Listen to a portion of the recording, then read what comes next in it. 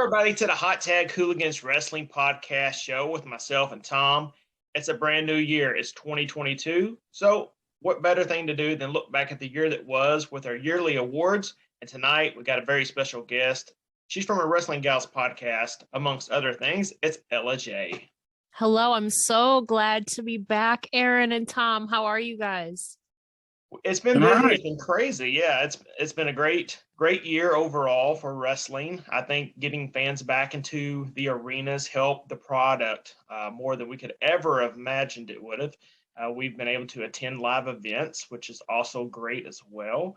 But we got to look back at this past year, and I'm very excited about this episode because opinions is what makes the world go around, and I'm pretty sure we're going to have some pretty good opinions.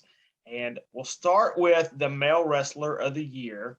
And because the males don't always have to be on top and they don't have to be last. So we'll start with the male wrestler of the year. And we'll swing with Tom first. So I have to go with Roman Reigns. So we look at the PWI 500, and I know there was a lot of people that thought maybe he should have been number one when that came out. Now, a lot has changed since then. But I think if you take a look at the whole year, he's had some of the best storylines. He's done some of the best work of his career. And it's the one thing that I feel like WWE has that I want to watch every week. And I want to watch it more than I do just about anything else on TV. So I had to go with him. Go ahead, okay. Ella. I'm like the exact opposite.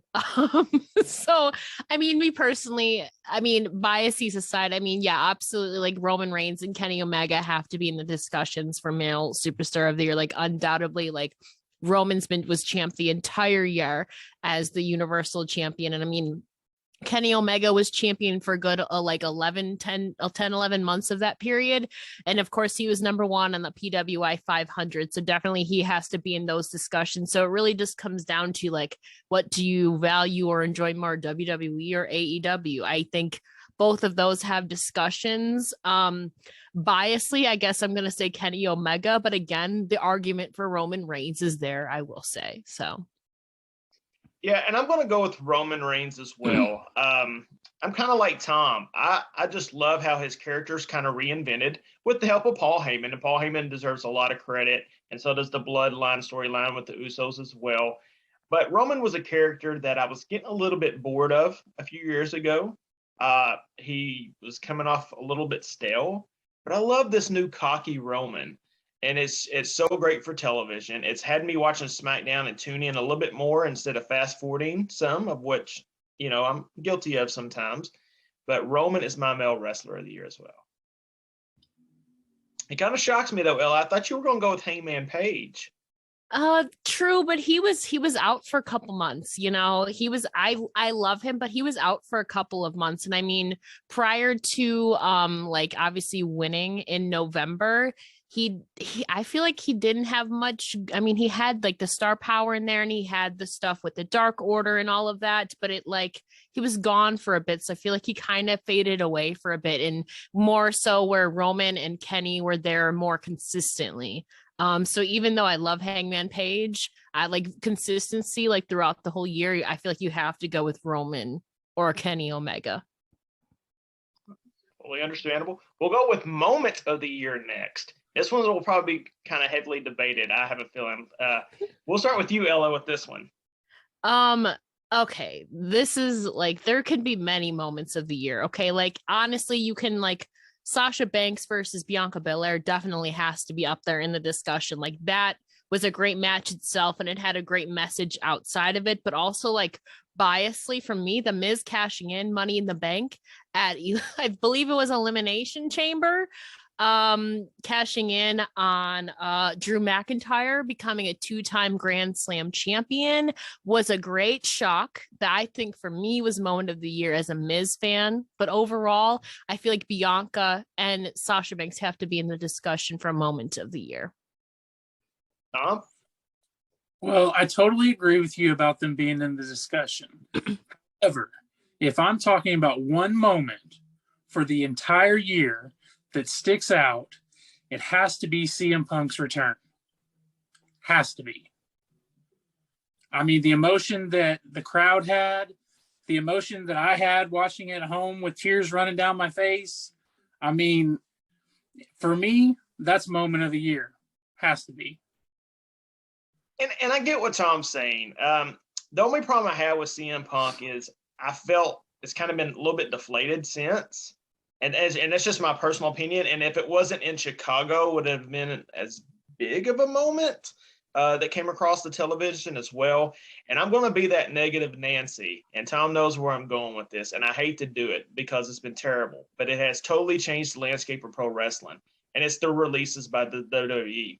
That's the moment of the year. Unfortunately, and fortunately for some, and unfortunately for others, I mean, we're looking at what happened this year with them as being a game changer for the next 10 to 15 years, the way that they're doing business right now. And it's very sad to see probably in the ring, kind of what Tom's talking about. CM Punk for me would probably have been the one, but overall moment of the year in pro wrestling has to be the mind-boggling of what is the WWE and the releases. Yeah, there's been obviously a lot of people have like capitalized on them, like a Mickey James, like a Chelsea Green, like the inspiration. And I mean, a lot of them are heartbreaking, like especially the recent ones. And it just becomes so constant and like consistent with every few weeks, like somebody's getting released. But it's also exciting for the superstars because you see like the people like a Deonna Purrazzo, like a Matt Cardona, who have been released and have really had breakout years like the last 2 years. So it gives hope to people. I feel like initially last year, I'm thinking 2020, those releases were a huge blow. But I think now that it's 2021 was kind of the repeat, we kind of course, you feel sad. You don't want anybody to lose their job, but also people get to thrive elsewhere. We've seen it before. So I have high hopes for everybody who's been released, but it's still tough seeing it in the first place, if that makes sense. I'm not handing out an award to WWE for moment of the year for firing people. Just not doing it. It's not necessarily them getting the award. It's for some, it's worked out beneficial. Let's be honest. I mean, there was a lot of talent that was being misused, and now they're getting used fantastically throughout other companies. It's just the mind-boggling that is the releases. That it's all around. I mean, we've had a lot of. Even in Impact, there's been some releases that I've been kind of like, I'm not understanding that one. So that's mine. We'll go with Tag Team of the Year. And I think this was the hardest one for me personally. And it's just because a lot of tag teams were kind of stop and go, especially on the AEW side. But for me, the Tag Team of the Year is RK Bro. Who would have thought Randy Orton and Matt Riddle would provide such great entertainment on television as they have. And in the ring, they've really gelled overall. They've had a great run the last 8 months. So that is my Tag Team of the Year, RK Bro. I hate it, but I picked the same one. But, I really feel like, the Young Bucks, the Phoenix and Pentagon, they had some very good matches. They're very good tag teams. You look at the Street Profits, who are fantastic, but I don't feel like they get what they deserve storyline wise and push wise. There's just so many good ones out there, but like I think it's the overall. If I think tag team for the year of 2021, I think RK Bro is the most entertaining thing out there as far as tag team wrestling. And part of it had to do with the storyline building up. Are they actually going to become a tag team? But once they did and they got clicking on all cylinders, it's been great TV ever since. I feel like you guys are forgetting a tag team from the Indies. Let's hear it. Bussy, Effie and Alley Catch.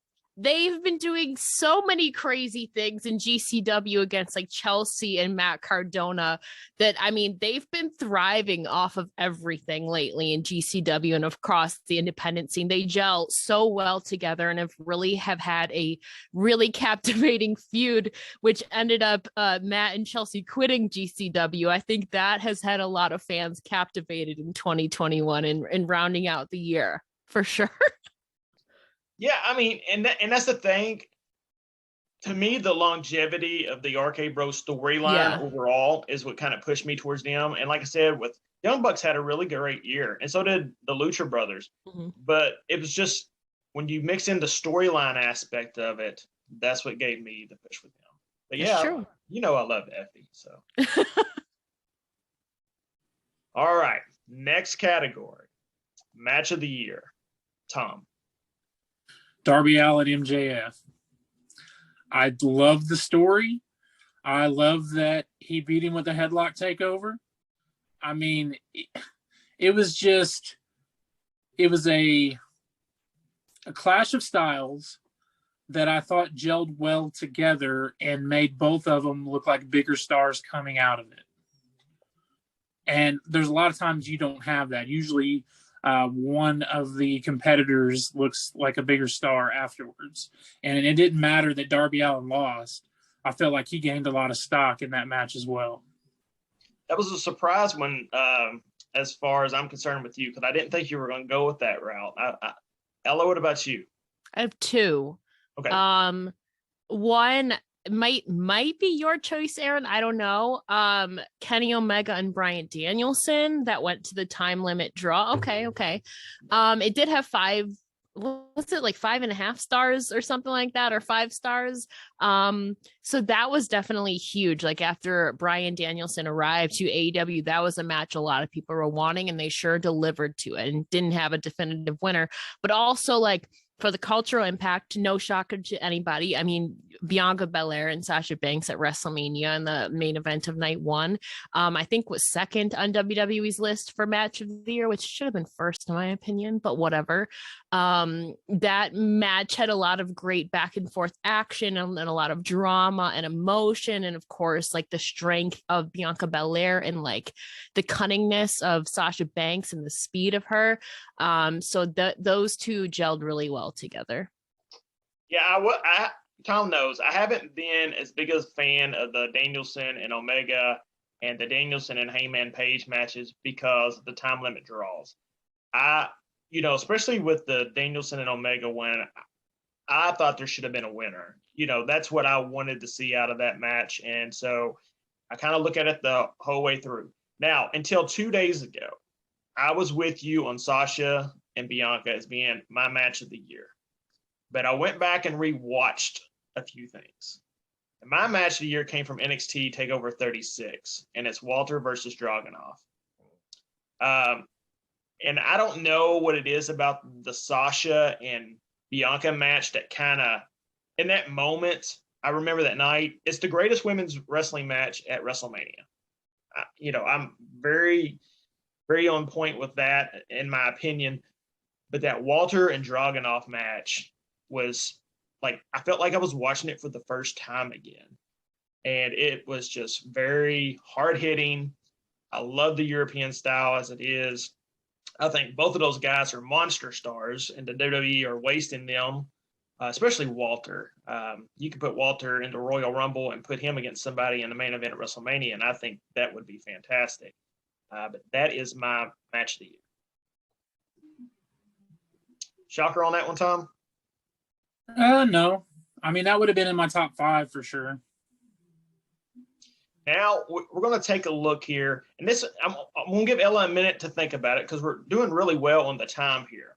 So, Independent Wrestler of the Year. This is one of them I didn't tell you to think about, Ella. Okay, I thought I did. Okay, I thought I did, and Tom and I had this discussion. So we'll do Independent Wrestler of the Year. Go ahead, Tom.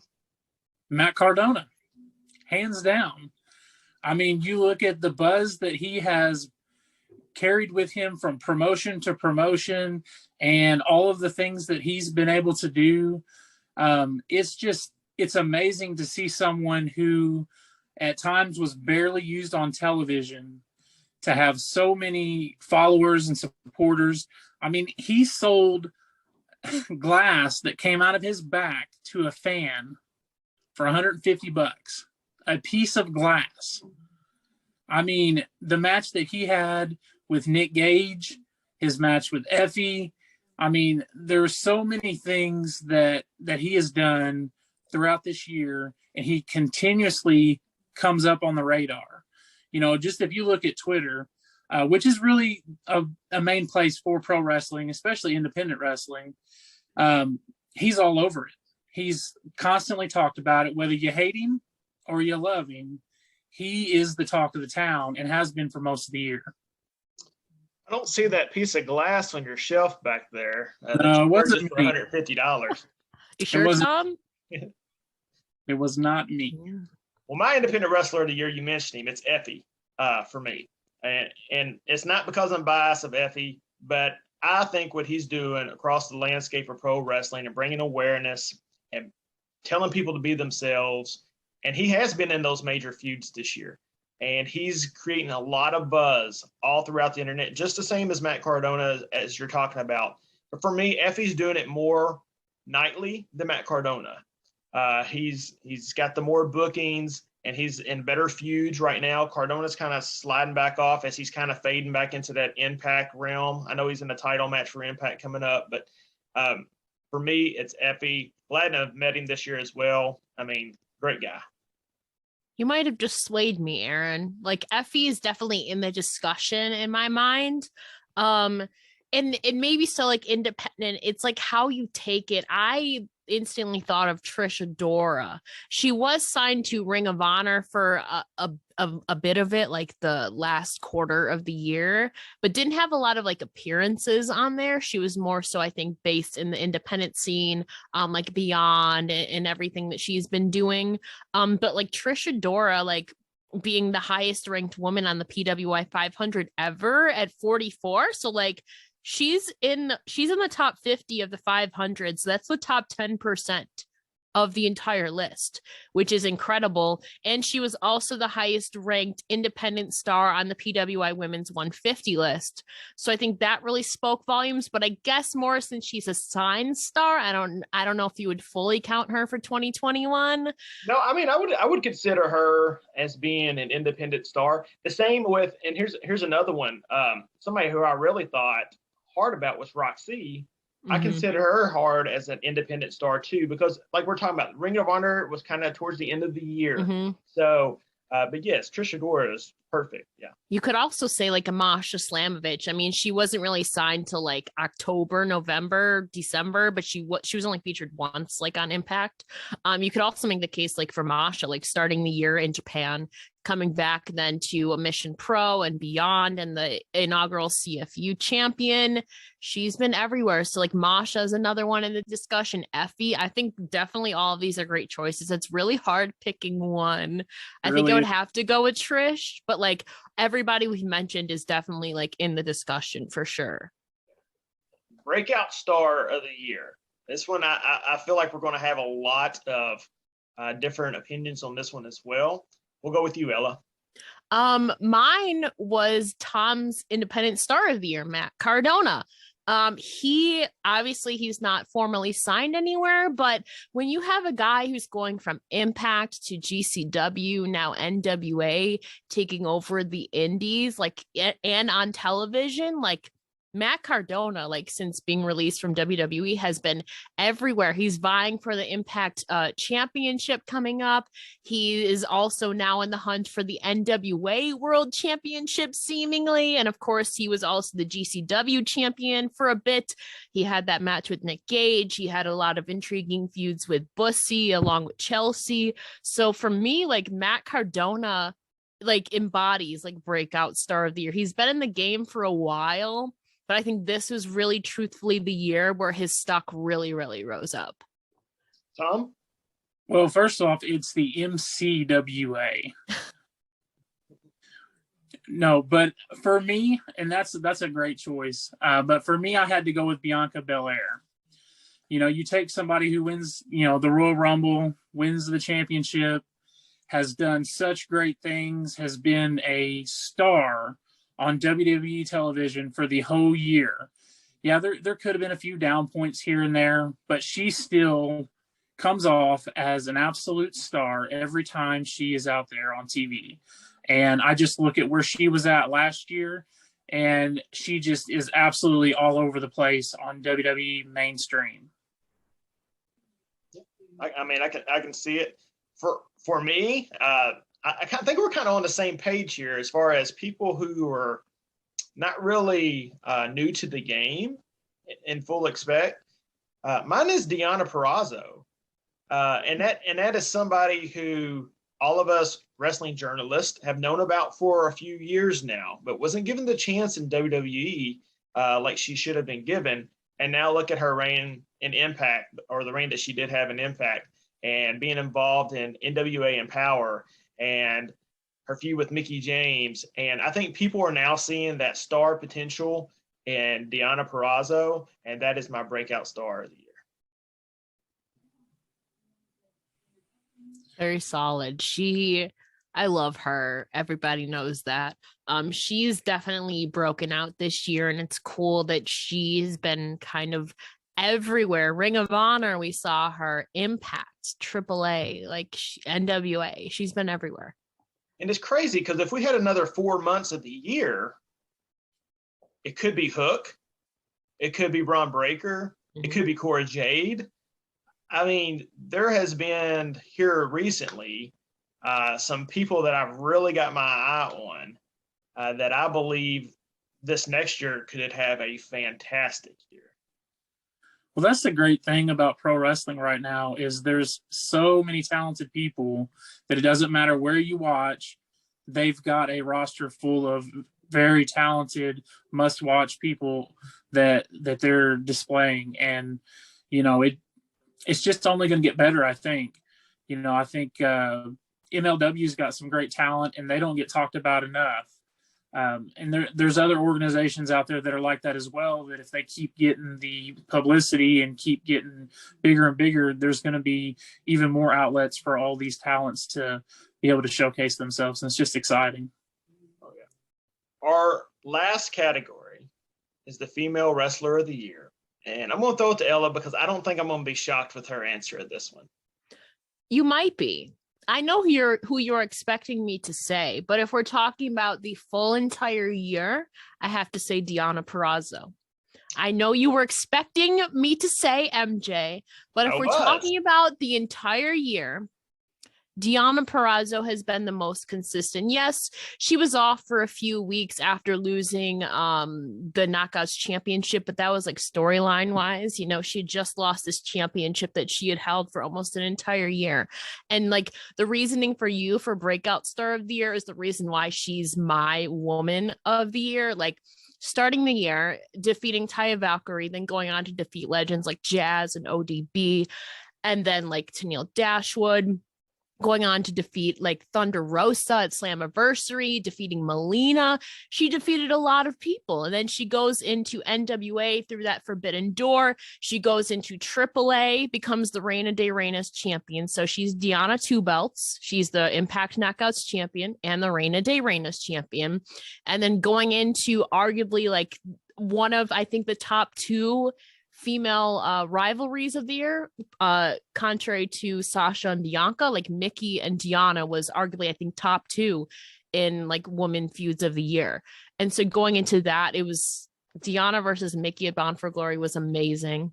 And now Deonna resurfacing in Ring of Honor, now going to challenge Roxy is huge, and seemingly challenging Taya Valkyrie soon in AAA, but also challenging Mickie James and Impact. She's everywhere. So for me, she embodies a woman of the year. But Bianca Belair is definitely in the discussion as well too. I can't forget about her. Okay, for me, it's someone who, when AEW started, I didn't quite see why they were trying to push her the way that they were, and then it clicked. And it's Dr. Brit Baker, DMD. And her match with Thunder Rosa for me was a top 5 match of the year. And I know it may not have been for a lot of people, but that was a career-defining moment for her. And it's kind of that Austin-esque, Bret Hart type moment.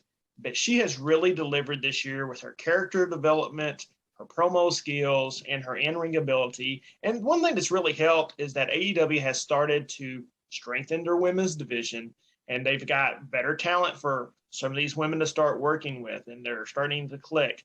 Dr. Brit Baker, DMD, for me, is the female wrestler of the year. So the great thing is there are so many talented women that are getting showcased. That's what's fantastic.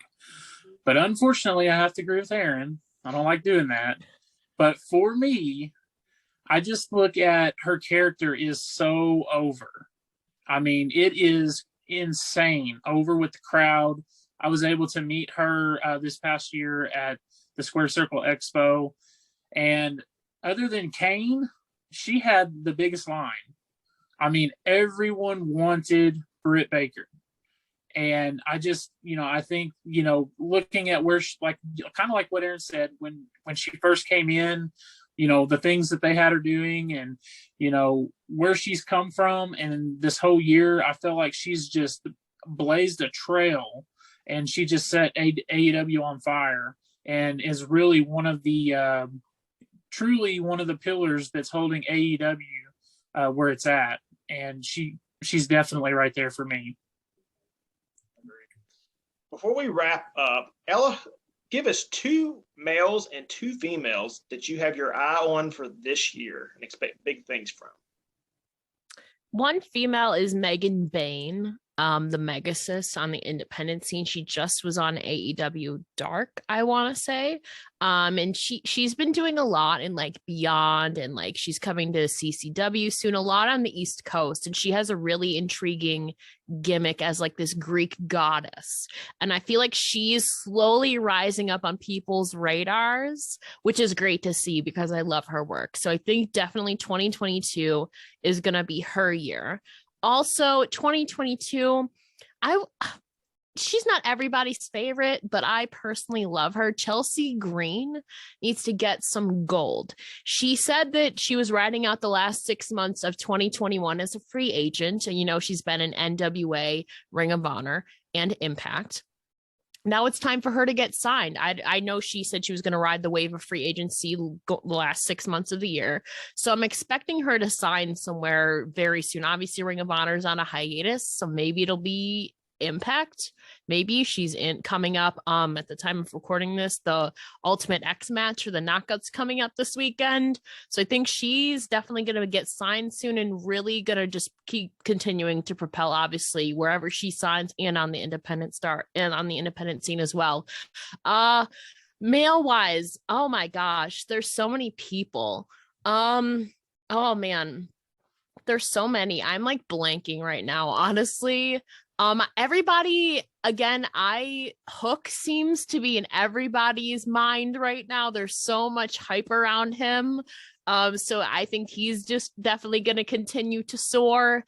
Otherwise too, oh man, I just want to Effie had a great year, but I think 2022, barring restrictions and stuff, like I just want to see what more Effie can do, honestly. Like what else can he bring to the table? He's done so much already. So definitely Effie too, I think. For me, on the male side, I'm going to go with Alex Kane. He was a guest on our show and he's doing great things in MLW. I really feel like he's the total package. And I would say Bron Breakker, but I have a feeling his time's going to come perhaps by the time we're done recording this. Who knows? But yeah, Hook is very interesting. He's not your typical build for someone that you would consider to be a badass, but the fans are believing in him. So I'm interested to see where that booking goes. On the female side, Cora Jade, the former Elena Black. I love the new development of the character. I love the way that they're pushing her right now. And she's really young. There is a lot of years left in the ring for her, and I can't wait to see where she grows. I know a lot of people are going to think I'm going to say Billy Starks, but not yet. I'm going to say Hollywood Haley J. And Tom and I discuss her quite a bit. I love her character. And I don't know what some of these promotions are looking at or not looking at, but her in-ring work is very solid. And, you know, OVW is very blessed to have her on their main roster, and the character and storylines that they did with her this past year were fantastic. Hollywood Haley J is my female. So I'm going to have some that are maybe a little different than people would think. So for the female, I really think that there are big things coming for Jamie Hayter and AEW. Heck yeah, Tom. I really do. Given the right motivation storyline, I think she's going to be a breakout star this year. If I'm looking at the men, Hook's a good choice, but I don't know. I feel like he may wear off on a lot of people. That's my biggest thing with him. It was on the tip of my tongue. Just say Veer. It's Veer. We know it is. He's coming. There's so many great talents that are not being utilized right now that it's exciting to see what the new year is going to hold. Because, I mean, you could go through every guest we've had on this show, and I think in the next year or so, they're going to be something huge given the right opportunity. So I'll just leave it at that. I mean, I do think Braun Breaker is going to be something big, and I think that will be very soon. I'm surprised he's not on the main roster already. I think he's just what they're looking for at all times. So, yeah, and like Tom said, if you've been on our show, we definitely believe in you. So please, no one watching this take that as a slight that we didn't say your name. It's just, you know, when you look at the whole landscape of pro wrestling, I could have named another 20 to 30 people easily. Yeah.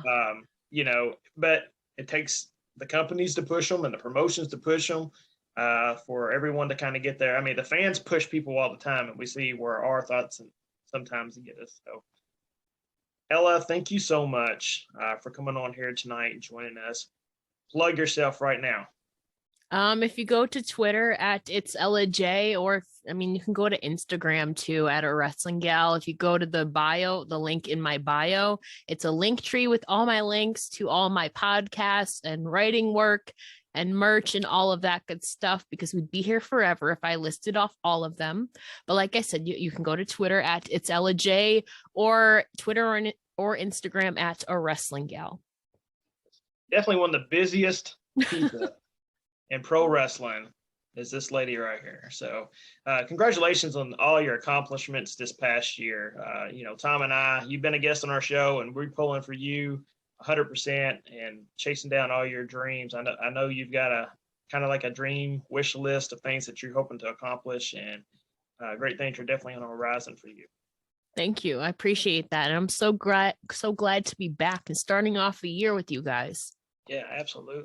For everyone out there, make sure you guys are doing what you need to do. Stay safe. You know, crazy times are coming around. Royal Rumble's coming up. Tom's going to be attending that. I was going to be attending that. Life's busy for me, so I sold the tickets. So, and now they keep every time they announce a match, I just looked over at my wife like, you know. So, but she's like, well, you can always rebuy some tickets if you want to buy some tickets. So, but yeah. Great things are coming up. We got some great guests scheduled in the next couple of weeks, so make sure you are tuning into that. Hit the subscribe button for us and follow us on all of our social media. For everyone out there, on behalf of me and Tom, thank you so much, and we'll see y'all later in the week.